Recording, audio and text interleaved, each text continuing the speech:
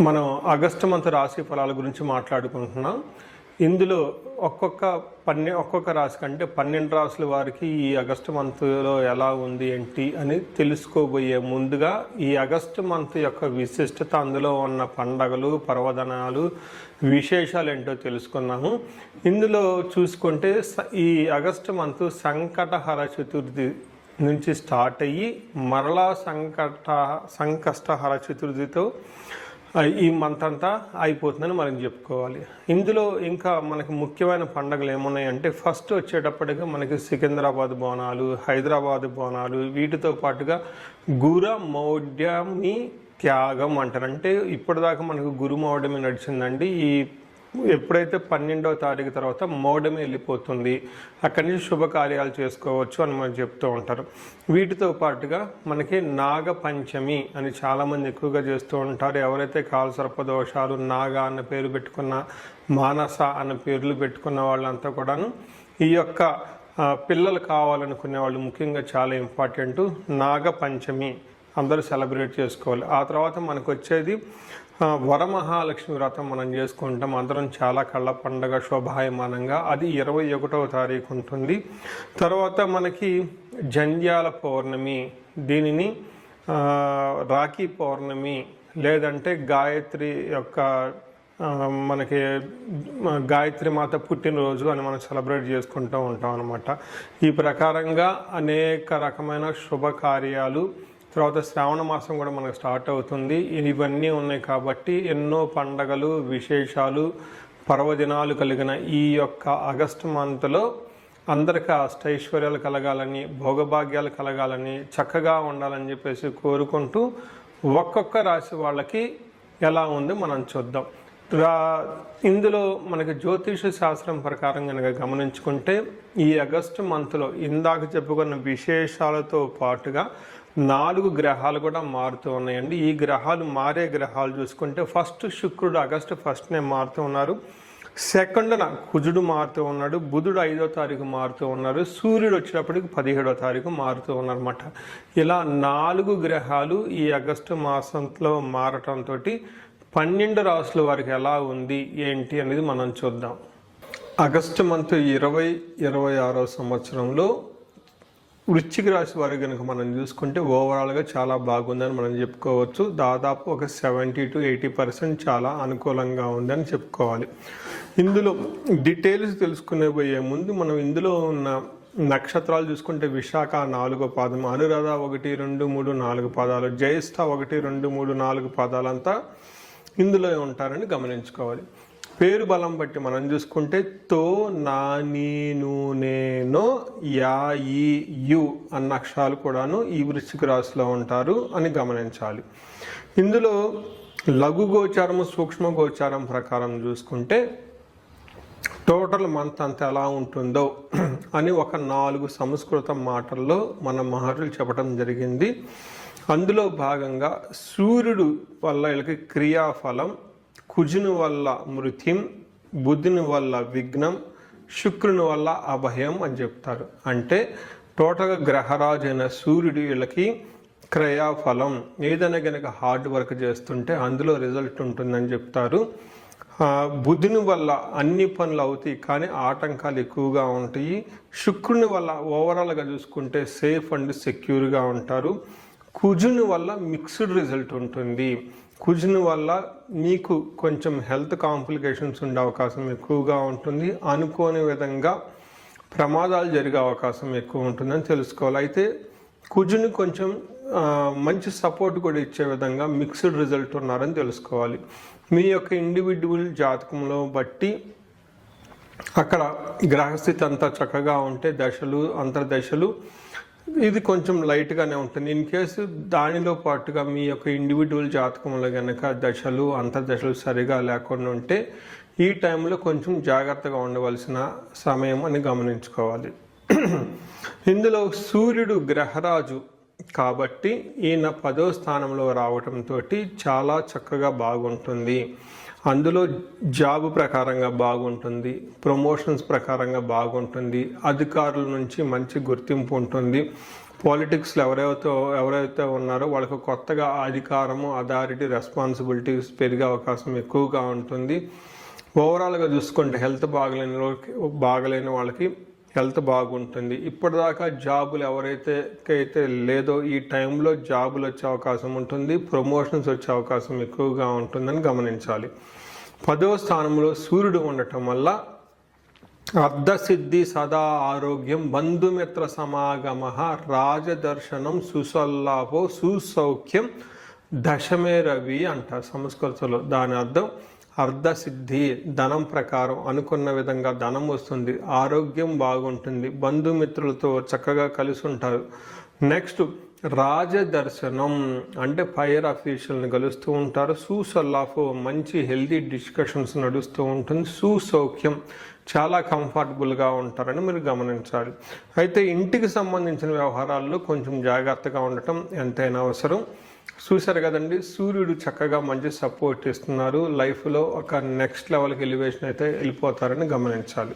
అయితే మార్స్ వీళ్ళకి 8th హౌస్లో ఉండటం వల్ల మిక్స్డ్ రిజల్ట్ ఇస్తారు. ఒక పక్క ధనాన్ని, సక్సెస్ని, విజయాన్ని ఇస్తూనే రెండో సైడ్లో వీళ్ళకి ఏం చెప్తారంటే ప్రవాస కార్యహాని సాత్, కాసారోగ పీడనం, స్థాననాశనం, రుణచ్ఛేద, అష్టమస్థే ధరే భవేత్, ధారాసుతే అని చెప్తారు. దాని అర్థం ఏంటంటే ప్రవాస అంటే ఉన్న ప్లేస్ నుంచి అవుట్ సైడ్కి అక్కడ ఉండే అవకాశం ఎక్కువగా ఉంటుంది. ఏదైనా పని చేస్తే అందులో హాని, రిజల్ట్ రాకపోయే అవకాశం ఎక్కువగా ఉంటుంది. రోగ పీడనం అంటే విపరీతంగా దగ్గు వచ్చే అవకాశం ఎక్కువగా ఉంటుంది. స్థాననాశనం, రుణచ్ఛేద అని చెప్తారు. ఈ టైంలో పదవి కోల్పోయే అవకాశం ఎక్కువగా ఉంటుంది. అప్పుల వాళ్ళు ఎక్కువగా ఉంటారని చెప్తారు. ఇక్కడ కుజుడు కొంచెం ఇబ్బంది పెట్టే పరిస్థితిలో ఉన్నారు, కానీ మిక్స్డ్ రిజల్ట్ కొంత మంచి కూడా చేస్తున్నారని గమనించుకోవాలి. అయితే ఇప్పటిదాకా చెప్పుకున్న గ్రహాలలో సూర్యుడు బాగున్నాడు, కుజుడు మిక్స్డ్గా ఉన్నారు. శుక్రుడు 11వ స్థానంలో ఉండి మంచి చక్కటి సపోర్ట్ ఇస్తున్నారని గమనించుకోవాలి. శుక్రుడు 11వ స్థానంలో ఉండటంతో మనకి సంస్కృతంలో ఒక శ్లోకంలో ఏం చెప్తారంటే పుష్టిం కాంతిం తదా కీర్తి ఇష్టకార్య అర్ధ సాధకం క్షీరాన్న భోజనం కుర్యా చుక్రే ఏకాదశే ఫలం అంటారు. అంటే ఈ టైంలో శారీరకంగా పుష్టిగా ఉంటారు, కాంతివంతంగా ఉంటారు, కీర్తి ప్రతిష్టలు ఉంటాయి, ఇష్టమైన కార్యక్రమాలలో పాల్గొంటూ ఉంటారు, అర్ధలాభం ఉంటుంది, క్షీరాన్న భోజనం మంచి చక్కటి స్వీట్స్ అవన్నీ తింటూ హ్యాపీగా ఉంటారు. ఏ పని చేసినా సక్సెస్ఫుల్గా ఉంటారని గమనించుకోవాలి. పిల్లల విషయంలో కొంచెం జాగ్రత్తగా ఉండటం ఎంతైనా అవసరం. నెక్స్ట్ వీళ్ళకి బుద్ధుని వల్ల ఏదైనా పని చేస్తే, తీర్థయాత్రలు చేసినా, లాంగ్ ట్రావెల్ చేసినా, ఆధ్యాత్మిక కార్యక్రమాల్లో కొంచెం ఆటంకాలతో కూడుకొని సక్సెస్ వచ్చే విధంగా ఉంటుంది అని తెలుసుకోవాలి. ఫైనల్గా చూసుకుంటే ఈ రాశి వాళ్ళకి దాదాపు ఒక 80% చక్కగా ఉంది, ఒక బెస్ట్ టైం అని తెలుసుకోవాలి. రీసెంట్గా మారిన గురువు కూడా 8th హౌస్లో ఉండటం వల్ల వీళ్ళకి అడ్మినిస్ట్రేషన్, మేనేజ్మెంట్ రోల్స్లోనూ చాలా బాగుంటుంది. ఫైనాన్స్, బిజినెస్ చేసేవాళ్ళు కూడా చాలా బాగుంటుంది. ఓవరాల్గా ఒక లక్కీ ప్రదంగా ఉండే అవకాశం ఎక్కువగా ఉంటుంది. ఇందులో ఉన్న నక్షత్రం ప్రకారం చూసుకుంటే మనకి మహర్షులు అంగగోచారం, లఘుగోచారం అన్న ఒక కాన్సెప్ట్లో టోటల్గా నక్షత్రాల వైజ్గా ఎలా ఉంటుందో మనం చూసుకోవచ్చు. ఇందులో భాగంగా విశాఖ, అనురాధ, జ్యేష్ఠ నక్షత్రాలు ఉంటుంది. ఇందులో విశాఖ నక్షత్రం వారికి చూస్తే లాభప్రదంగా ఉంటుంది, క్షేమంగా ఉంటారు. అయితే నెగటివ్ సైడ్లో చూసుకుంటే పరవాసము, కొన్ని రోజులు అవుట్ స్టేషన్లో ఉండే అవకాశం ఎక్కువగా ఉంటుంది. ఫారిన్లో ఉండే వాళ్ళకి చక్కగా ఉంటుందని తెలుసుకోవాలి.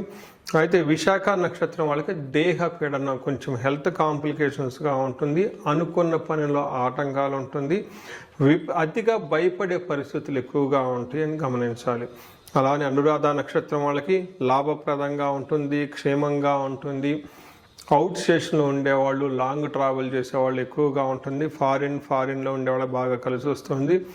హెల్త్ విషయంలో కొంచెం జాగ్రత్తగా ఉండాలి. జ్యేష్ఠ నక్షత్రం వీళ్ళకి వస్త్రలాభం చక్కగా ఉంటుంది. ఫారిన్ వెళ్ళే వాళ్ళకి బాగుంటుంది. ధనహీనత అలానే దరిద్రము, కొంచెం ఫైనాన్షియల్ క్రైసిస్ ఎక్కువగా ఉంటుంది. ఈ రాశి వాళ్ళు కూడాను అవుట్ స్టేషన్ వెళ్ళి లాంగ్ ట్రావెల్ చేసే అవకాశం చాలా ఎక్కువగా ఉంటుందని గమనించాలి. సో విశాఖ జ్యేష్ఠ నక్షత్రం వాళ్ళకి కార్యహాని, లత్త అన్న ఒక కాన్సెప్ట్ ద్వారా చూసుకుంటే వీళ్ళకి కార్యహాని, అనుకున్న పనిలో ఆటంకాలు ఉంటాయని గమనించాలి. అలానే విశాఖ నక్షత్రం వాళ్ళకి కొంచెము మానసికంగా టెన్షన్స్ ఎక్కువగా ఉంటాయి అని గమనించాలి. సో చూశారు కదండి, ఈ రాశి వాళ్ళకి అక్కడక్కడ కొన్ని ఆటంకాలే తప్పక ఓవరాల్గా బాగుంది అని మీరు తెలుసుకోవచ్చు. ఈ రాశి వాళ్ళకి పరిహారాలు మనం భాగంగా చూసుకుంటే కుజుని వల్ల కొంచెం ఎక్కువగా ప్రాబ్లమాటిక్గా ఉంది కాబట్టి కుజునికి సంబంధించి హనుమాన్ చాలీసా చదువుకోవటము, లేదా సుబ్రహ్మణ్యేశ్వర స్వామి భుజంగ స్తోత్రం చదువుకోవటము, ఇంకా ఈజీగా అనుకుంటే మీకు దగ్గరలో ఉన్న నాగ పడగలు లేదా నాగుల కట్ట అంటారు, అక్కడ ఉన్న మూర్తులకి చక్కగా ఒక మీ స్వహస్తాలతో ఒక్కసారి అభిషేకం చేసి చిన్న పూజలాగా చేయగలిగితే, కొంచెం టైం అక్కడ స్పెండ్ చేస్తే ఈ దోషం అంతా పోయే అవకాశం ఎక్కువగా ఉంటుంది. కందులు 1 కేజీ పావు దానం చేసినా కానీ చక్కగా ఉంటుంది. ఇవి కాకుండా మీ ఇండివిజువల్ లైఫ్లో ఇంకా వేరే ఏదైనా కనుక సమస్యలు ఉన్నా ఈ క్రింది కనిపిస్తున్న నెంబర్ ద్వారా మీరు నన్ను కనెక్ట్ అవ్వచ్చు. మీకు అష్టైశ్వర్యాలు కలగాలని, భోగభాగ్యాలు కలగాలని, అంతా చక్కగా ఉండాలని చెప్పేసి కోరుకుంటున్నాను. నమస్కారం. సో చూశారు కదండి, ఈ రాశి వాళ్ళు ఇప్పటివరకు ఎలా ఉందో గమనించారు. అయితే ఇప్పటిదాకా నేను చెప్పుకున్న దాన్ని గోచార ఫలితాలు అంటారు. ఇది మీకు ఒక 30 to 35, 40% మాత్రమే అప్లై అవుతుంది. ఇండివిజువల్గా మీ యొక్క జాతకాన్ని చూపించుకుంటే దాంట్లో మిగతా 50-60% మనకి ఎలా ఉంటుందో తెలుస్తుంది. టోటల్గా మీ యొక్క ఇండివిజువల్ జాతకాన్ని చూడటం ప్లస్ ఇది రెండు కలుపుకుంటే కరెక్ట్గా యాక్యురేట్గా ప్రిడిక్షన్ వస్తుంది.